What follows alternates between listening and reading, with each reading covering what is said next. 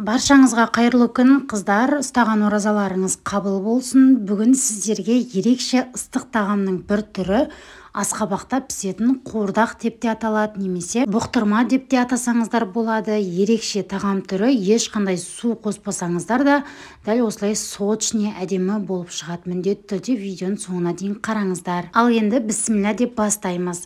Бізге осындай асқабақ қажет болады. Сіз өзіңіздің отбасыңызға шағындап алсаңыз болады. Бізде семьямызда 4 адам болғаннан кейін орташа асқабақ алдық.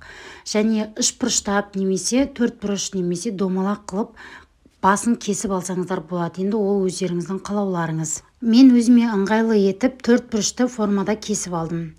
Және осы жерде жолдастарыңызға кестіріп алыңыздар, өйткені асқабақ қатты болады. Мен осы кезде жолдасыма кескізіп алдым, ішін бірақ өзім полный тазалап шықтым. Қолдарыңызбен барлығын тазалап аласыздар. Және асқабақтан сәл ғана қасықтың көмегімен таза бөліктерін қырып алыңыздар, қалың жерлерін. Қазір біз начинкаға пайдаланатын боламыз. Пайдаланғыларыңыз келмесе, асқабақты алудың да қажеті жоқ, бірақ қатты қалың жері болса алуға да болады. Мінекей тап-таза қылып дайындап қойдым. Ал енді біз начинкасын дайындаймыз. Ол үшін кез келген сиыр, жылқы немесе қойдың етін пайдалансаңыздар болады. Төс етін пайдаланыңыздар, сәл майлылау жерлері болса тіптен керемет болады. Қатты майда емес, сәл орташа ірілікте турап шығыңыздар, сонда әдемі формада көрінеді. Піспей қалады деп қорқудың қажеті жоқ. Және түрлі көкөністер дайындаймыз. Ол енді өзіңіздің қалауыңыз. Мен бұл жерде тәтті бұрыш, картоп, пияз ғана қолдандым. Егер қаласаңыз сәбіз қосуға да болады. Етім мінекей сәл ғана маймен араластырдым. Және етімнің формасы осы видеодағыдай ұсақ емес, қатты, орташа ірілікте турап алдым. Тәтті бұрышты өз қалауыңызша турап алыңыз. Мен кубиктап турап алдым. Және картопты қатты майда қылмаңыздар, піскен кезде езіліп кетеді. Сол себепті сәл ірілеу қылып турай беріңіздер. Піспей қалады деп қорқудың қажеті жоқ, толықтай барлығы пісіп шығады.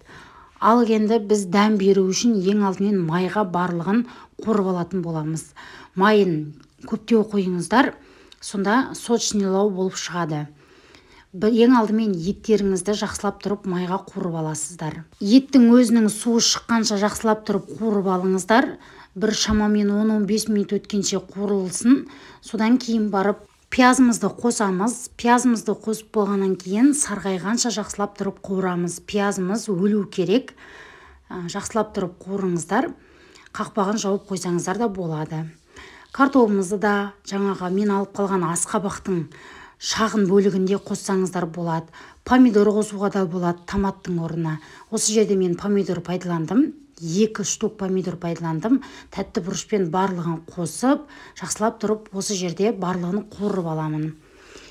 Қатты прям пісіріп тұрып қуырудың қажеті жоқ. Дәміне қарай тұз саласыздар. Түрлі приправа қоссаңыздар да болады. Енді оның барлығы өздеріңіздің қалау. Жақсылап тұрып 1-2 рет тағы да қуырып аламыз. Ешқандай су пайдаланбаймыз.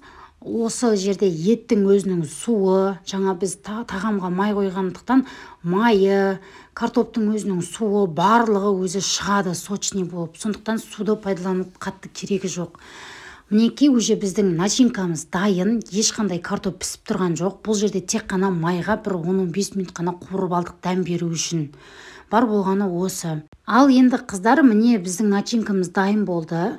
Асқабағымызды алдын ала жуып тазалап дайындап қойғаннан кейін барып біз міндетті түрде ертілген сары май жағып шығамыз, барлық шетіне тигізіп. Бұл асқабақтың сочный болып шығуына, әрі жұмсақ болып шығуына көмектеседі. Мінекей ертілген кез келген май жарайды қыздар. Осылай қолдарыңызбен ішіне, жанына, барлық шетіне тиетіндей қылып барлығына жағып шығыңыздар.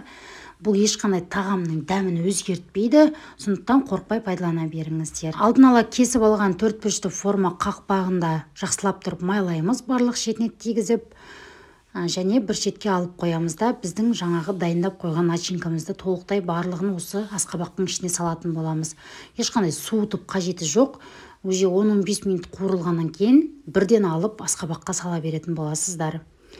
Бұл асқабақтың өзі де қаттылау, білесіздер. Свежий асқабақ әлі ешқандай пісіп дайын емес. асқабақ пісем дегенше оның ішіндегі ет пен картоп та сочный әрі жұмсақ болып дайын болып піседі. Қазір сіздерге картопты көрсеткім келіп тұр. Қатты пісе қойған жоқ.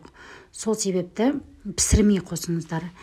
Ал пісіріп қоссаңыздар асқабақтың ішіне салған кезде былжырап, іріп, езіліп кететін болады. Біздің кесіп алған қақпағымызды дұрыстап орнатып, міндетті түрде қыздар фольгаға орайсыздар. Фольгаға орамасаңыздар асқабақтың сырты қап-қара болып күйіп кетеді. Сол үшін фольгаға жақсылап тұрып орайсыздар. Барлық шеті тию керек. Және пешке салған кезде бірінші ыстық фольгадан өткенше бір 20-25 минуттай қатты отта ұстап аласыздар. Ыстық фольгадан өтті дегеннен кейін барып орташа жылдамдыққа қойып пісіретін боласыздар. Енді әркімнің пеші бұл жерде әртүрлі, өздеріңіз қызуына қарай қоясыздар. Менің пешімде шамамен 1,5 сағаттай толықтай пісіп шықты. Егер асқабақтарыңыз кішкентай болса, 1 сағаттың көлемінде пісіп шығады. Қараңыздаршы, ешқандай су қоспасаңыздар да өте әдемі сочный болып шығады. Бұл жерде асқабақтың, еттің, картоптың өзінің шырындары бөлініп, өте дәмді, ерекше дәм беріп тұрады. Помидордың да суы шығады бұл жерде. Еттің өзі тушенка сияқты жұмсақ болып шығады. Міндетті түрде бұл кешкі асты ерекше тағамды отбасыларыңызға жасап беріп, қуантып қойыңыздар. Пештен шыққан асқабақ қатты ыстық болады. Бір 5-10 минут суытып барып тарелкаға орналастырып, өз қалауыңызша ұсынасыздар. Құрметті менің көріп отқан оқырмандарым, каналыма тіркелмесеңіздер, міндетті түрде подписация батырмасын басып, каналыма тіркеліп, 100 000 оқырманға жетуіме көмек беріп жеріңіздер. Қазақша каналдың дамуына үлес қосып қойыңыздар. Оразаларыңыз қабыл болсын. Келесі кездескенше сау болыңыздар.